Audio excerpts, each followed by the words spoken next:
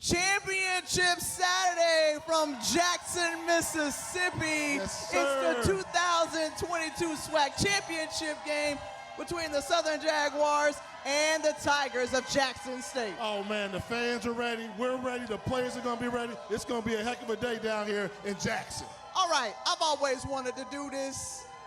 Let's start the show. Give me my music. Yeah, this is a Gimme 5 show with Walker and Tiffany. Yeah. You gon' have to give me 5 fingers on it right now. Wait until they see the strength and hear the win. It's Black College Live, I'ma need 5 on it. If they put overtime on it, lights out. You know how I run, this ain't for fun. I been going done, they be still trying to clone it. From FAMU to Grambling, I'm on it. Stand on it, marching 100 how you want it. Before you see me blitz, might see a twitch. They think it was a glitch, went from player to a owner. Now I just be doing what I wanna. Big body, I don't even need a sponsor. I be stacking comma at the comma. Kiss a guy with good karma. I get it. Let me tell you something. The fans here at Mississippi Veterans Memorial Stadium, they are ready. I need it. Hold on. Let's see if we can do this. Let's see if we do this. Fired up. Say what? Are they fired up? Oh, I think so. I think they're ready, Jay. And we're ready too. All right. Thank you so much. We love this energy. This is a great atmosphere here as we welcome you in to Black College Live. Tiffany Greene along with my partner, Jay Walker. And Jay, we are closing in on the end of the season, but we still have some business to take care of. When you look at this SWAC championship game between Southern and Jackson State, we're gonna talk about all that and more. We talk about some great fans. We're gonna hear from them, highlight the NFL Hall of Famers. But first, Jay, we need to dip into some headlines, some HBCU headlines. Absolutely. A lot of things are going on, and we need to reward some people for fantastic seasons. I know the folks down here in Jackson don't want to hear this, but there's a team out of Durham, North Carolina called North Carolina Central University. They are waiting for the winner of this game in the Cricket Celebration Bowl. It is what it is. Congratulations to head coach Trey Oliver, their Offensive Player of the Year candidate, quarterback Davius Richard. Hey, they can boo me. You got to settle with them on the field. They are ready to take on either the winner of this game, Jaguars or Tigers. So let's switch to the SWAC now. Southwestern Athletic Conference handed out their postseason awards, and it was a near sweep for Jackson State. Shedeur Sanders, Offensive Player of the Year. Aubrey Miller, Defensive Player of the Year. Kevin Coleman, Freshman of the Year, and back-to-back years for Coach Prime, Deion Sanders, win that Coach of the Year. I'm going to say this. This is something that I've learned throughout the year. We know about Shedeur Sanders and all that, but there's one name you mentioned. You got to put some spec on his name. When you talk about Aubrey Miller, linebacker sensation for Jackson State, the noisiest linebacker in the country, put some spec on his name. Mr. Aubrey Miller, your Defensive Player of the Year in the SWAC. All right, so we stay with postseason honors, and Jay, your name coming up as one of the finalists for the Black College Football Hall of Fame. I got to give you some love and respect. A great quarterback at Howard University. You went undefeated, winning a national championship, and that's exactly what this Jackson State team is looking to do. If they can remain perfect, make it to the Cricket Celebration Bowl, and perhaps win it all. You know, one of the things about it, the people give me respect. I was a good player, but many people don't remember, but I was a SWAC killer. We sent Alcorn home twice. So that's how you build your legacy right there. But it's an honor to be nominated for the Black College Football Hall of Fame. There's a great class I'm going in there with. If I'm fortunate enough to make it, we'll see how it falls out. But some great names on there. Antoine Bethea, you got guys that need to get in. All right, rooting for you, Jay. Meanwhile, we are in postseason, and when you look at the FCS playoffs, the Division II playoffs, how about the run for HBCUs and Division II? Benedict College finished off with a great season. Fayetteville State, Virginia Union, all knocked out in that first round, but they made it there. I think when you talk about Division II HBCU football, Benedict was the talk of the town. They deserved it. Undefeated regular season. Head coach Chennis Berry did a fantastic job. Let's hope we continue to see more HBCUs in the postseason. And speaking of which, we'll just say it right away, how we feel about it. Florida A&M got snubbed. Your school, fam, you should have been in the FCS playoffs, but let's keep it moving. We're going to keep it moving because why? There's a lot of news swirling around the coaching ranks, a number of vacancies. Terry Sims out at Bethune-Cookman, Rod Milstead no longer with his alma mater at Delaware State, and of course UAPB still looking for a new head coach. And quite honestly, all of the conversation this week has been about Coach Prime and perhaps coaching in his last game here in Jackson. Wow. Yeah. What do you say? You know, let us make a statement. Here's a statement I'm going to make. I'm going to say if Coach Prime decides to leave, he don't owe Jackson State nothing. He brought y'all such a long way in such a short period of time, so he will always have love here. As a HBCU guy and a fan of HBCU football, I appreciate what he's done. I'd hate to see him go. I wish him nothing but the best. But the job he did here at Jackson State's remarkable. Yeah, and I had an opportunity to talk with some Jackson State fans earlier, and they said, look, I don't begrudge anyone from taking potentially an opportunity, but I'm still going to be here and support Jackson State. I'm still going to be here and attend games, and our school and our program is going to be just fine. So whatever plays out, still all sides win for the better. And you know what? We ain't going out like that. We are not going to the break with a downer. So with the Coach Prime news, we talked about it. But in the meantime, stick with us here on Black College Live as we prepare to fire it up, J-State. I don't look in the rearview mirror. We playing this game just on December the 3rd. What happened then won't be important what's going to happen Saturday. Everyone is going to win in some sort of fashion, except for one team on the field this week. But I think it's truly a blessing to have the championship here, and it's really a rivalry type game. Since 1877, Jackson State University has been training students for a life of service and leadership to impact our global society. Ranked among the best HBCUs in the country, Jackson State University offers 47 undergraduate, 37 master's, 1 specialist, and 13 doctoral degree programs. Whether you're interested in the arts, education, public health, the sciences, or business, we're here to take you from ready to JSU ready. Visit jsums.edu and apply today. HBCU football fans, the Cricket Celebration Bowl is back in Atlanta this December 17th. Join the celebration at Mercedes-Benz Stadium as the MEAC champion battles the SWAC champion with the championship trophy on the line. The Coca-Cola fan experience, smooth sounds of iconic marching bands, and championship football. The Cricket Celebration Bowl has it all. A champion will rise in Atlanta. Will you be there to witness it? For more information, visit thecelebrationbowl.com. Let's take a look at this week's Cricket Celebration Bowl HBCU Power Rankings. Coming in at number 5, job well done for head coach Chennis Berry and the Benedict Tigers. Coming off the best season in school history, it was a fantastic season for the Division II HBCU National Champion. Coming in at number 4, it's the Jaguars of Southern University. In the game that the Jags had to win to keep their season alive, they defeated in-state rival Grambling State to secure a berth in the SWAC championship game. At number 3, North Carolina Central University, the champions of the Mid-Eastern Athletic Conference. Head coach Trey Oliver has the Eagles ready to soar into Atlanta to represent the MEAC in the Cricket Celebration Bowl.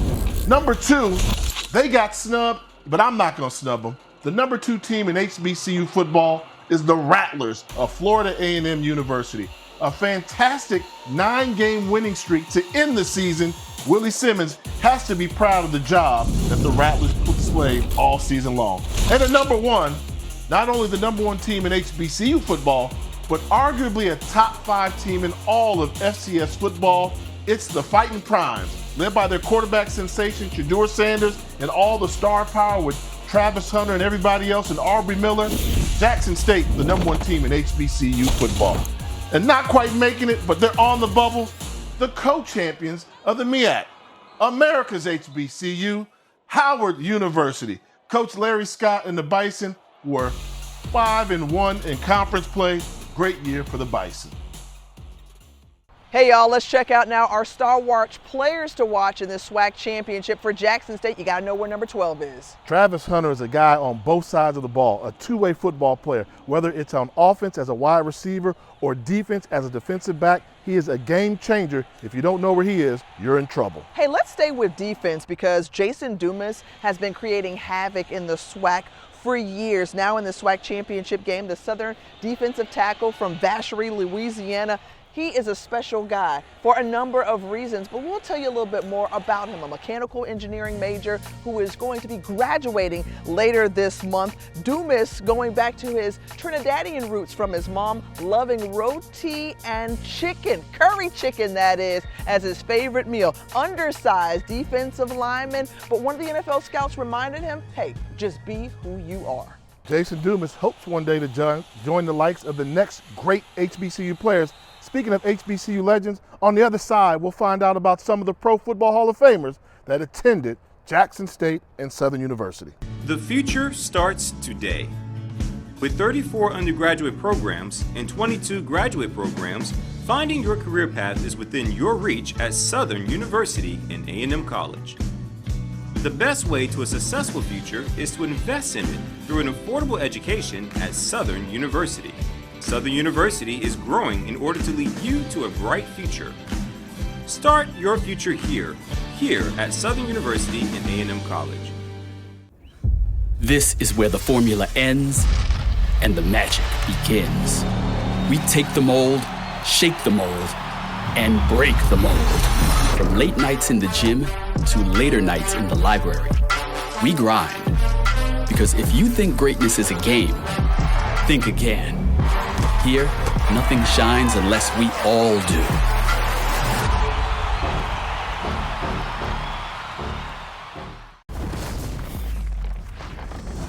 Welcome back to Jackson. Well, Southern's Bishan McCray hoping for a different outcome this time around when he touches the field here at the Vet. Black College Live correspondent Mike Amares catches up with the sophomore quarterback about when it all started.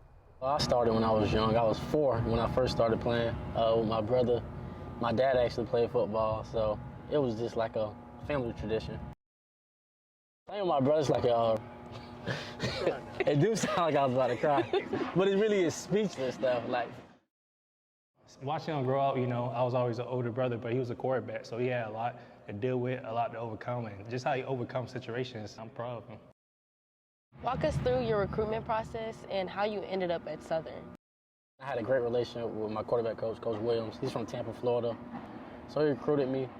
And when I decided to come back JUCO for my second year, we stayed in contact. When I made my decision, it was just off of how much we connected. And with that being, it's like a kind of like an older brother relationship.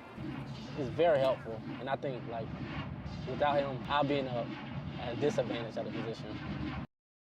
I try to be a big brother or a role model to those guys, just showing them what I've did and my mistakes so they don't have to make those same mistakes as they go forward in their careers as well. How do you deal with the recent attention that HBCUs have been receiving? I don't get too low and don't get too high. So success, you want to be able to appreciate it. And it's also a blessing that HBCUs are getting a notice that we should get. So with that being, I don't let the moments be too big, but you have to appreciate how far we have come.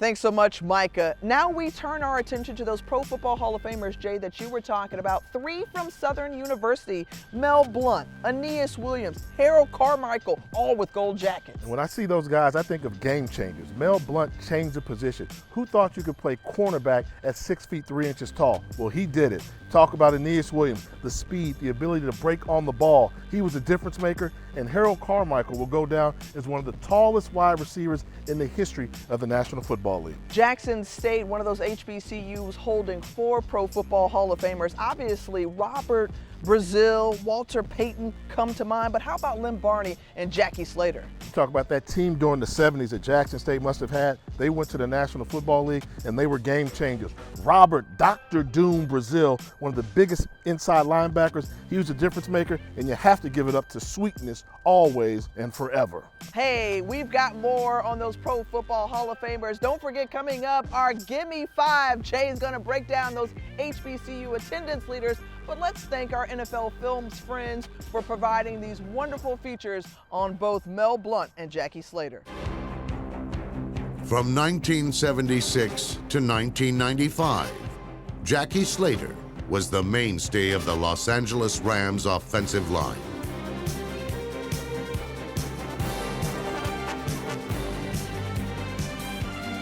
The 6'4", 277-pound Slater became a starter in his third season, and soon after became the Rams' unquestioned offensive leader.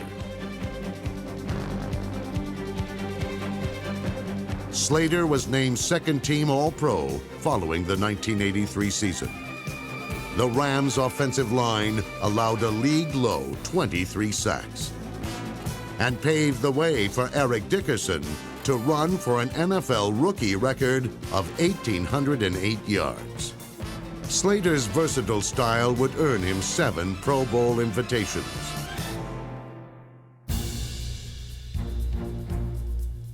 Over the course of his 20-year career, Jackie Slater opened holes for 37 different running backs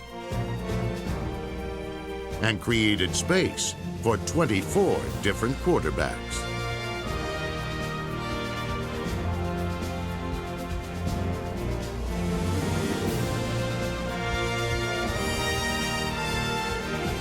Seven different backs gained over 1,000 yards in a season running behind Slater.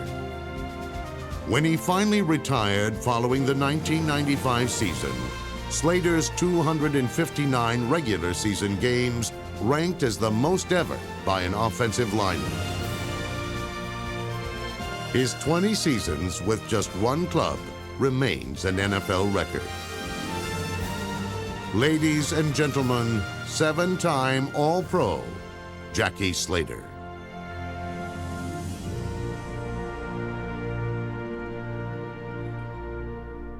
I know that Mel Blount was listed at something like 6'3", 205. I think that was a lie.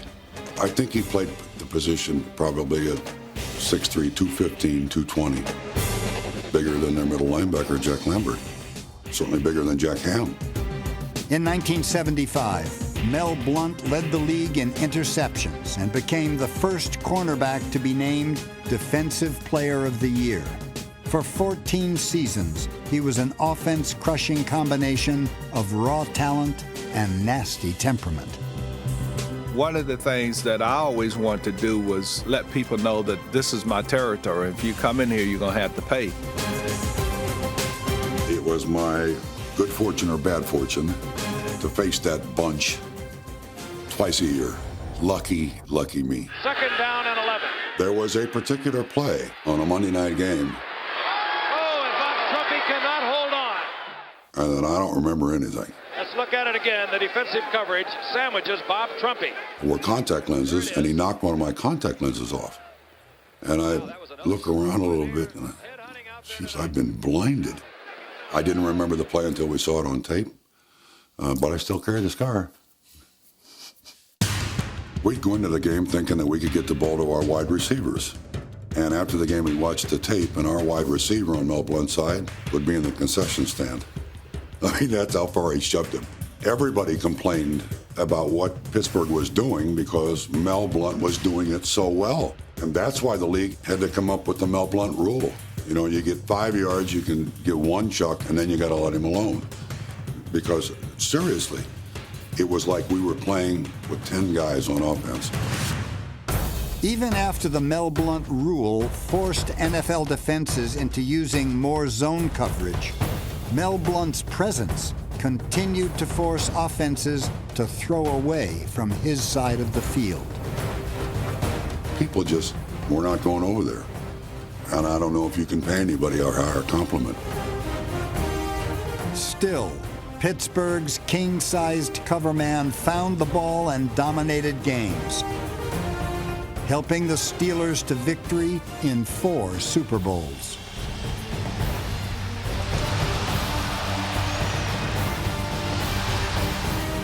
Staubach is back deep, and he winds up and throws. Intercepted by Blount at the 20. They had a receiver-stuffing cornerback who would also tackle, they can eliminate one half of the field, basically.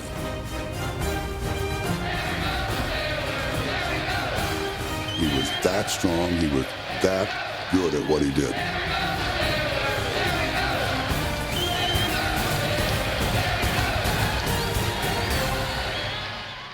In 1920, an athletic league was formed and slowly became one of the leading sports associations in the world of collegiate athletics, the Southwestern Athletic Conference. Today, the SWAC is looking towards the next century, growing, supporting, and transforming our intercollegiate sports activities for student athletes and promoting academic excellence. Each SWAC member institution represents a high level of integrity and sportsmanship. We are the SWAC, building champions for life.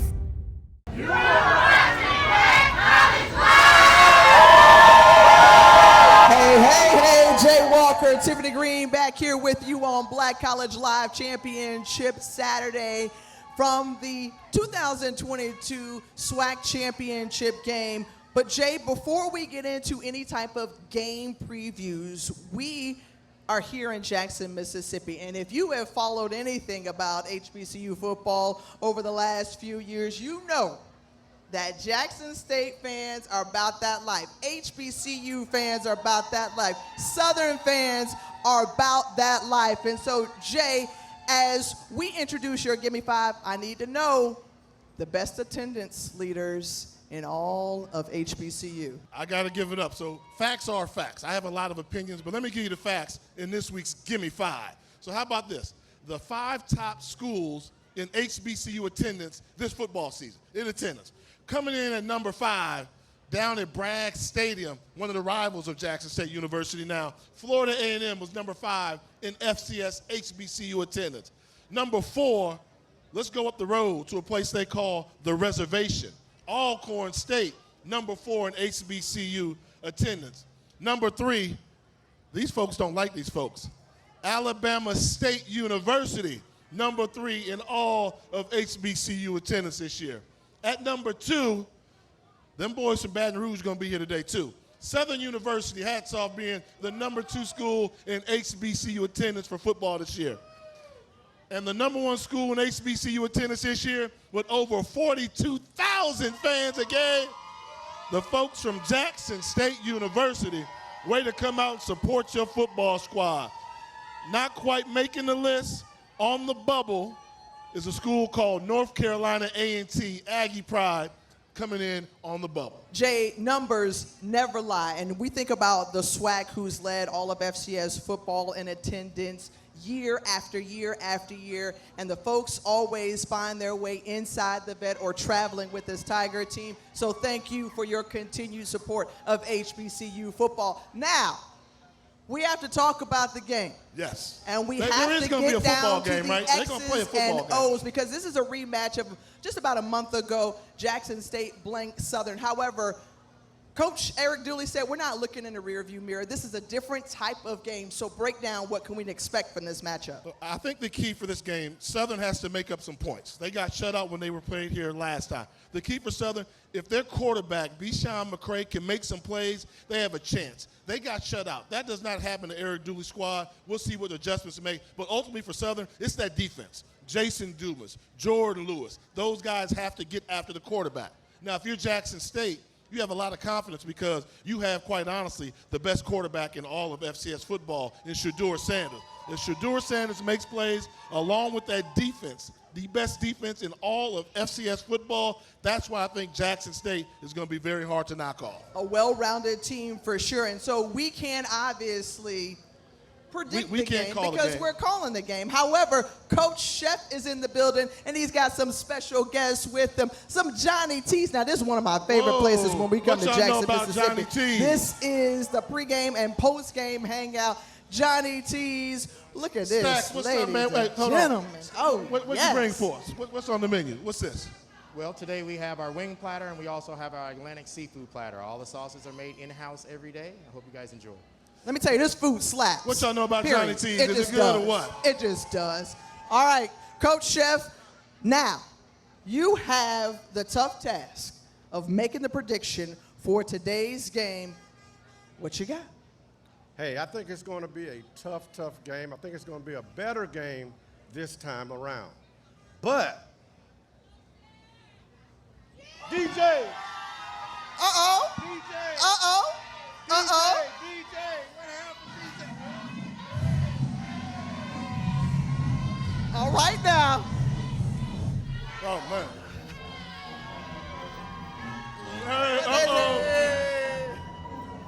They said, get ready.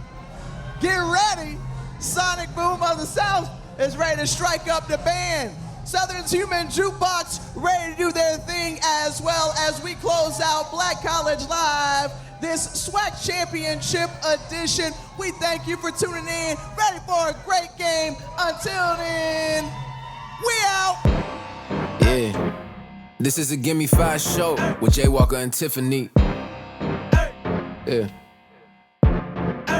You gon' have to give me 5 fingers on it right now. Wait until they see the strength and hear the win. It's Black College Live, I'ma need 5 on it. If they put overtime on it, lights out. You know how I run, this ain't for fun. I been going done, they be still trying to clone it. From FAMU to Grambling, I'm on it. Stand on it, marching 100 how you want it. Before you see me blitz, might see a twitch. They think it was a glitch, went from player to an owner. Now I just be doing what I wanna. Big body, I don't even need a sponsor. I be stacking comma at the comma. Kiss a guy with good karma. I get it different, I be